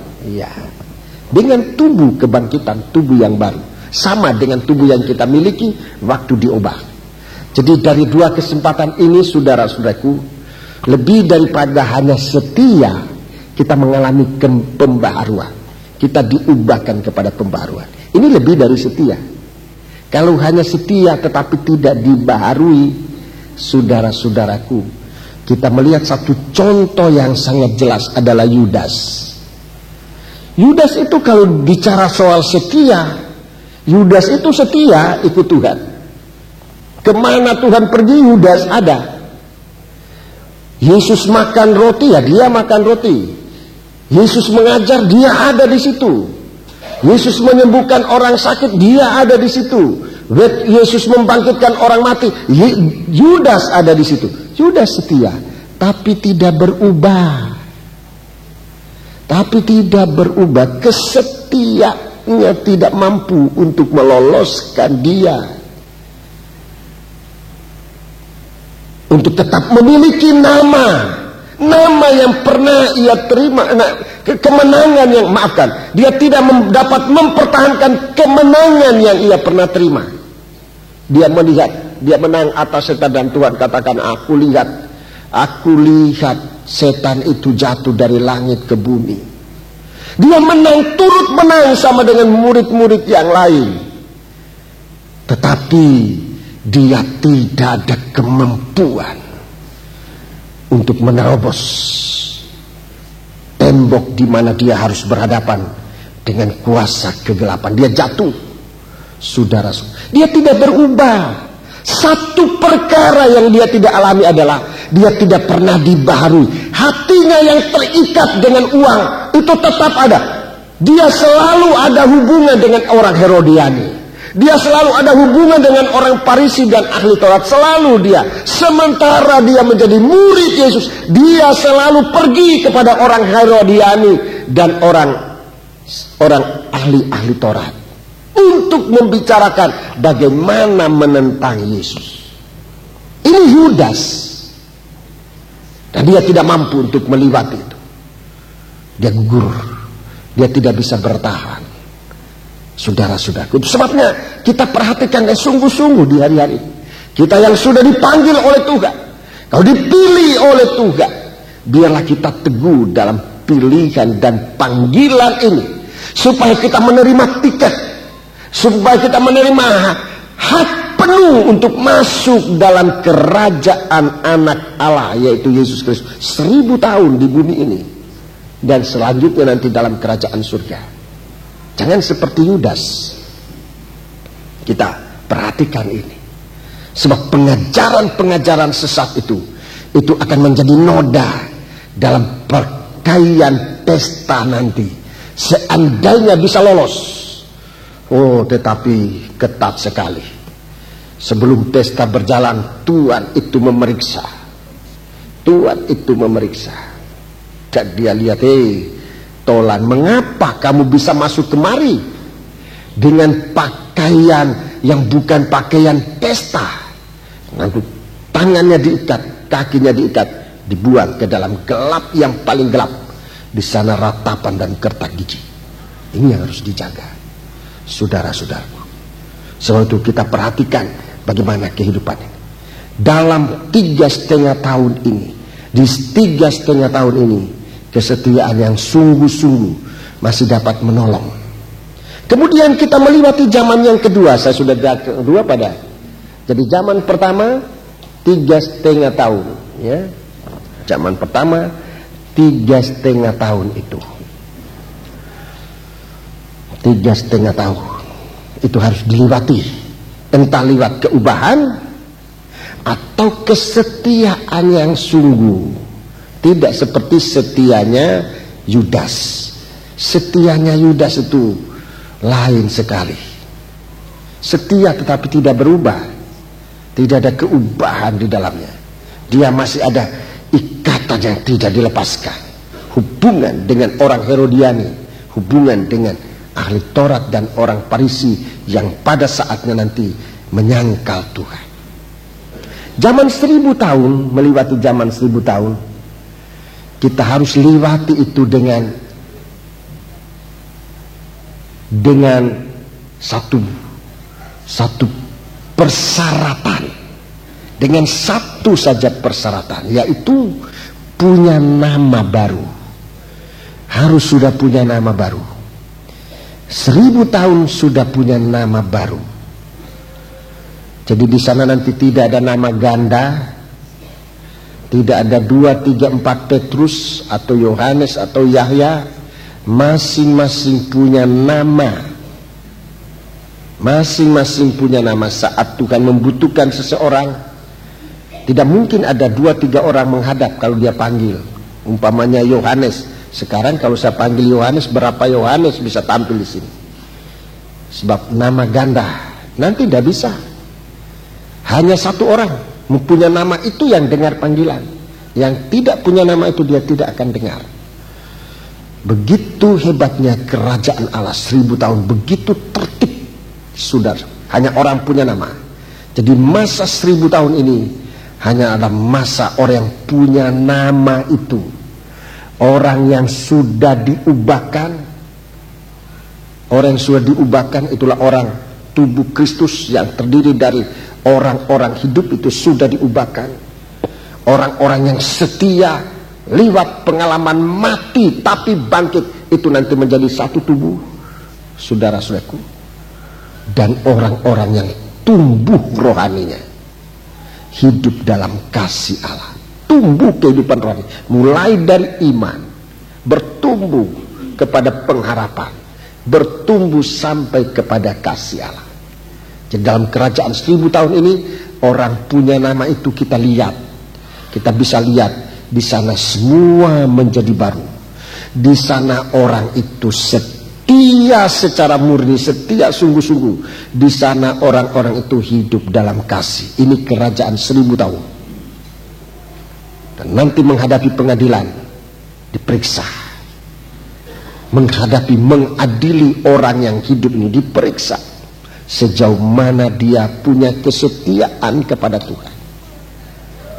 Mari kita kembali dalam Wahyu pasal yang ke-21.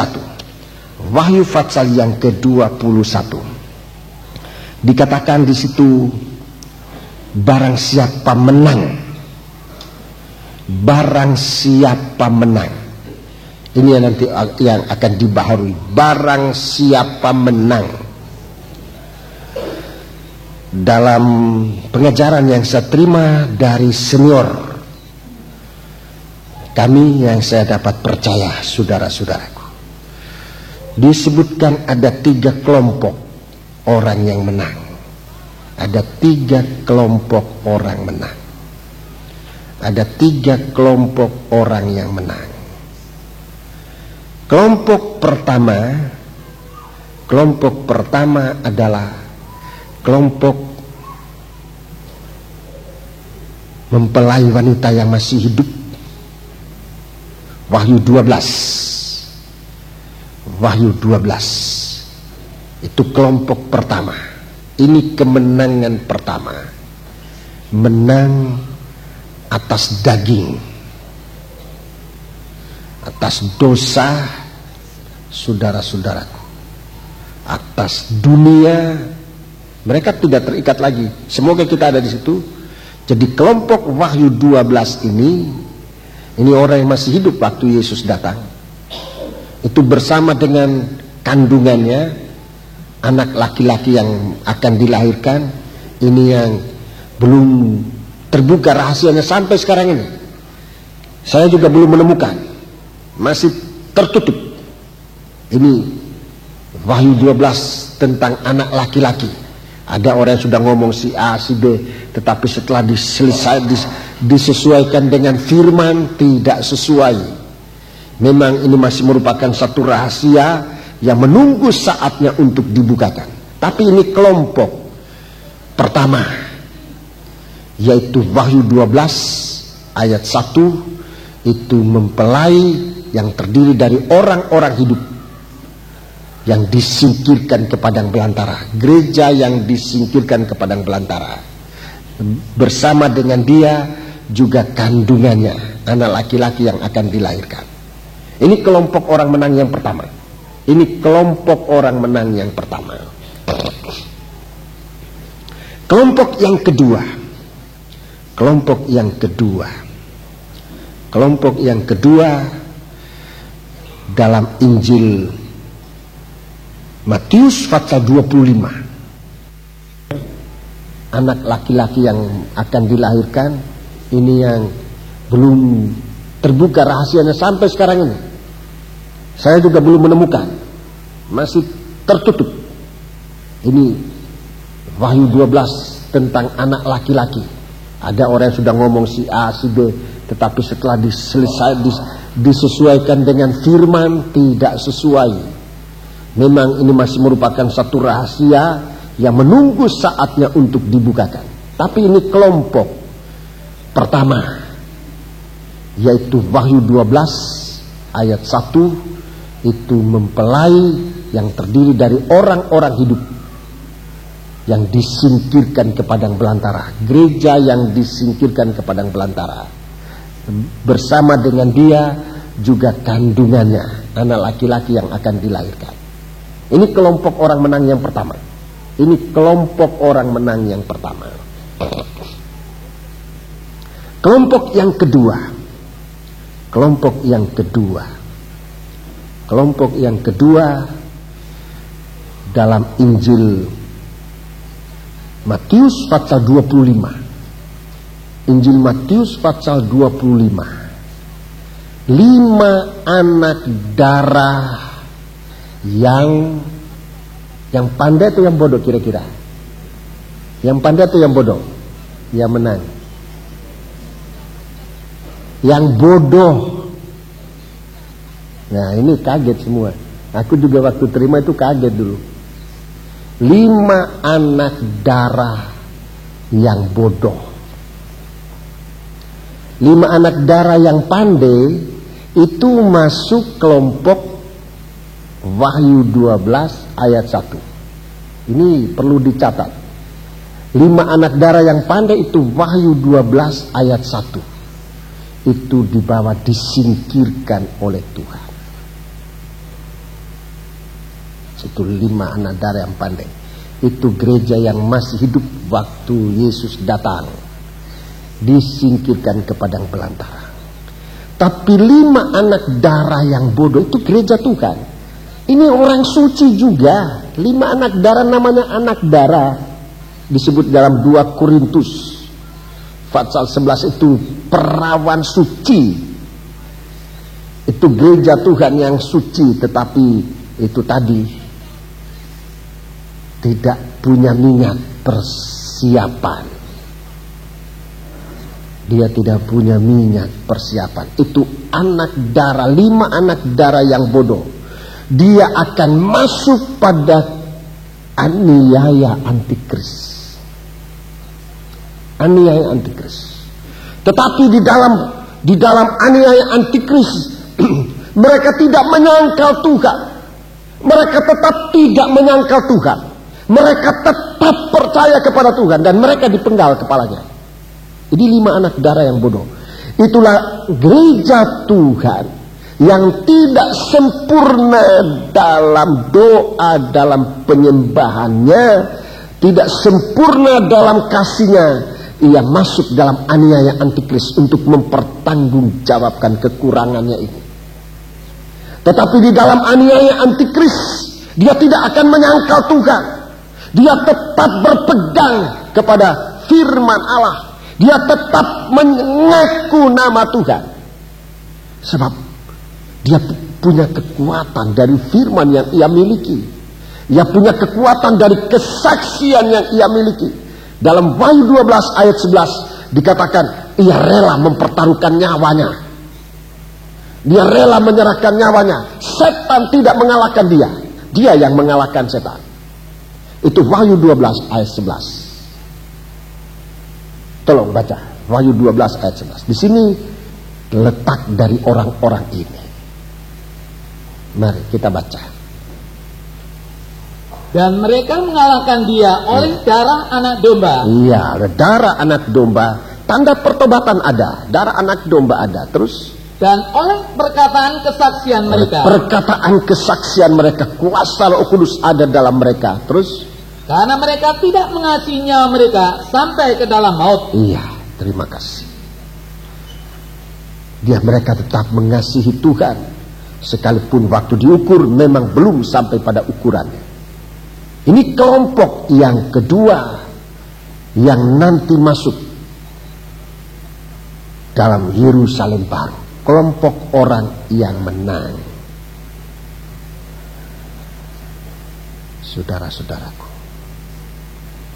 itu sebabnya biarlah kita sungguh-sungguh datang kepada Tuhan untuk membawa kehidupan kita ini berpegang teguh kepada Tuhan Yesus Kristus.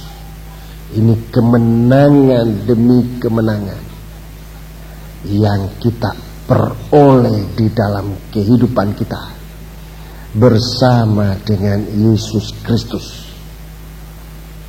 Kelompok yang menang, kelompok yang dimiliki oleh Tuhan.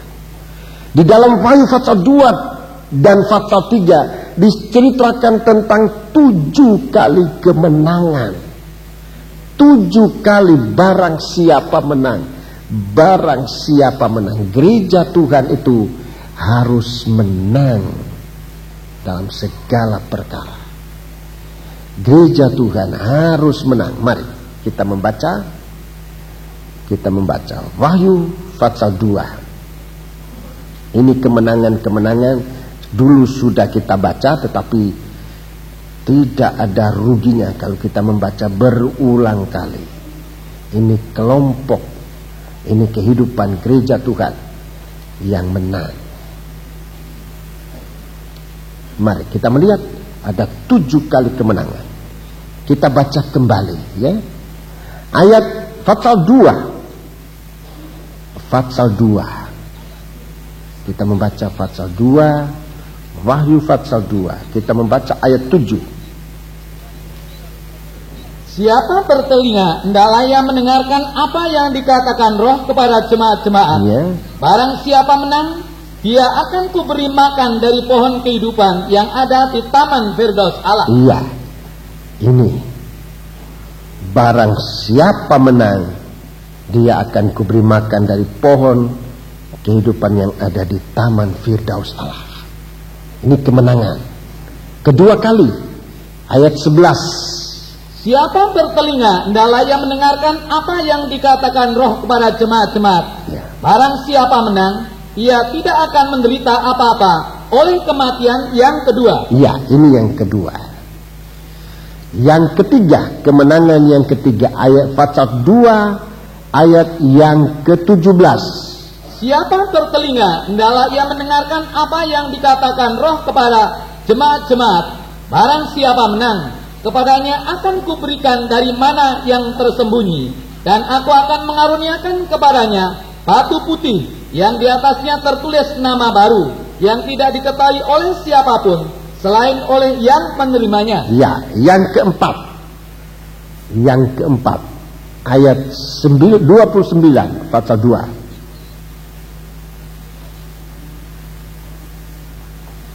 Siapa bertelinga, hendaklah ia mendengarkan apa yang dikatakan oleh Roh kepada jemaat-jemaat. Sekarang yang kelima, pasal 3, ayat 5. Barang siapa menang, ia akan dikenakan pakaian putih yang demikian. Aku tidak akan menghapus namanya dari kitab kehidupan, melainkan aku akan mengaku namanya di hadapan Bapakku dan di hadapan para malaikatnya. Ya. Yang ke-6, ayat 12 pasal 3. Barang siapa menang, ia akan kujadikan soko guru dalam bait suci Allah, bait suci Allahku, dan ia tidak akan keluar lagi dari situ.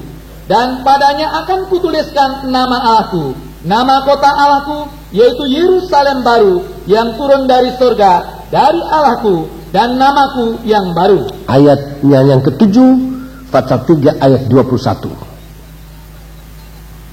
Barang siapa menang, ia akan kududukkan bersama-sama dengan aku di atas tahtaku, sebagaimana aku pun telah menang dan duduk bersama-sama dengan Bapakku di atas tahtanya. Iya, ini yang terakhir saudara-saudaraku.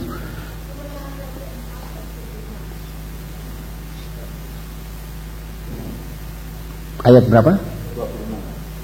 26. Yang belum sebut tadi. Iya, ayat 26. Belum dibaca ya? Iya, 26 ya. 26 ya. Dan barang siapa menang akan melakukan pekerjaanku sampai kesudahnya. Ulangi bukan akan. Dan barang siapa menang dan melakukan pekerjaanku menang dan melakukan pekerjaanku sampai kesudahannya, kepadanya akan kukaruniakan kuasa atas bangsa-bangsa. Iya, terima kasih. Jadi ini yang disebutkan kemenangan. Akhirnya disebutkan nama itu tertulis. Ini kelompok ketiga. Ini terakhir. Kelompok yang ketiga. Orang yang namanya tertulis dalam kitab El-Hayat. Jadi ini yang disebutkan barang siapa menang. Pemenangan pertama menjadi orang kudus. Wahyu 12 ayat 1. Itu yang pertama menang. Kemudian yang kedua, orang yang tidak menyangkal Tuhan. Sampai pun dengan masa aniaya antikris.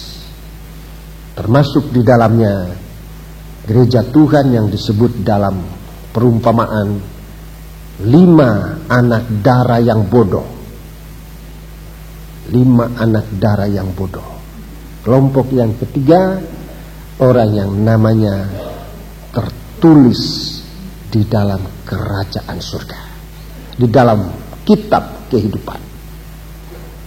Ini biar kita selalu bawa dalam doa, serta merupakan bahagian yang harus kita doakan selalu, saudara-saudaraku. Sebab itu biarlah nama Tuhan, firman Allah yang Tuhan berikan kepada kita, untuk saudara baca di rumah dan kemudian doakan. Saya menunjukkan ayat orang-orang yang tidak masuk, yaitu ayat Wahyu 20:21, ayat yang ke-8. Wahyu 20 ayat yang ke-8. Ini harus diwaspadai, ya. Ini akan dijelaskan nanti, tetapi tidak ada salahnya kalau pada pagi hari ini melengkapi pemberitaan pagi ini kita baca ayat 8. Ayat yang ke-8. Tetapi orang-orang penakut. Orang penakut. Penakut di sini artinya tidak ada roh perlawanan atas seteru, atas dosa. Ini penakut. Akan dijelaskan nanti. Terus orang-orang yang tidak percaya. Iya, orang tidak percaya, bahkan disebut itu tidak mendapat kesempatan diampuni. Orang tidak percaya itu tidak bisa diampuni. Ini dosa yang tidak bisa ini. Dan setiap orang yang mencintai dusta. Ini semua pendusta, orang suka dusta, orang mencintai dusta. Terus dan yang melakukannya, melakukan dusta. Jadi orang suka dusta dan orang berdusta. Itu artinya orang tidak punya kebenaran. Nanti akan saya jelaskan dalam kesempatan berikut. Saya sampaikan ini kepada sidang jemaat untuk didoakan supaya Tuhan memberikan penjelasannya secara jelas. Dikatakan di sini orang-orang ini semua tinggal di luar, tidak masuk di dalam. Semua mereka tinggal di luar. Itu sebabnya sudah kemarilah Tuhan menghadapkan kita pintu yang terbuka, pintu kerajaan surga dibukakan untuk kita di hari-hari masa hidup kita ini. Jaga ayat yang ke-8 ini. Jangan takut saudara-saudaraku, untuk ikut Tuhan. Nanti takut ini, takut itu yang membuat kita rugi. Itu nanti tidak bisa masuk kalau kita selalu takut. Saya ingat dulu waktu ini disampaikan oleh Bapak Pendeta Toteis. Dia katakan nanti takut majelis besar, gak bisa ikut pengajaran firman, takut dipecat oleh majelis besar. Orang semua ketawa pada waktu itu. Tapi itu terjadi banyak hari-hari. Penakut macam ini, mau ke gereja takut dipecat, takut ini, takut itu udah bisa masuk. Nanti akan dijelaskan. Salah satu dulu Om Totes dia bilang, kalau takut mau masuk ikut pengajaran mempelai, takut dipecat, ini tidak bisa nanti masuk dalam kerajaan Allah itu, ke Yerusalem baru menjadi mempelai wanita. Kita harus rela. Bahkan dalam ayat 11 Wahyu 12 katakan, sampai nyawa pun rela, berani mempertaruhkan nyawa. Kita berdoa saudara-saudara, sebab memang ujiannya cukup berat. Tetapi inilah jalan yang Tuhan berikan kepada kita. Bagi daging jalan ini sangat sempit. Tapi kalau kita bisa meloloskan diri, itu berarti suatu kemurahan Allah. Dan untuk bisa meloloskan diri masuk pada pintu yang sempit, hanya satu-satunya jalan, yaitu kalau kita mau mengecilkan diri kita sekecil-kecilnya, bagaikan benang yang bisa masuk ke lubang jarum. Saudara-saudaraku, benang yang dikecilkan sekecil-kecilnya, baru dia bisa masuk ke lubang jarum. Puji Tuhan. Mari kita bersama-sama mengakhiri pemberitaan firman. Kita berdiri bersama-sama, kita menyanyikan nyanyian Psalm nomor 2.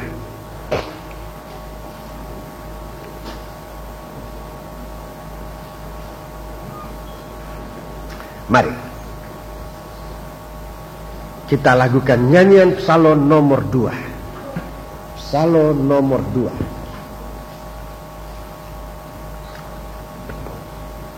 Mari. Hidup dalam pembaharuan. Kita lakukan ini sesuai dengan pengajaran yang kita terima pada pagi hari ini.